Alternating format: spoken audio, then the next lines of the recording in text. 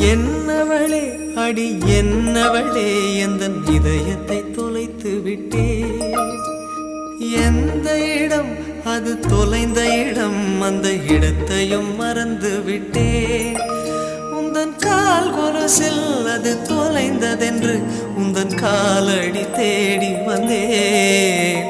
காதல் என்றால் பெரும் அவஸ்தை என்று உன்னை கண்டதும் கண்டு கொண்டேன்.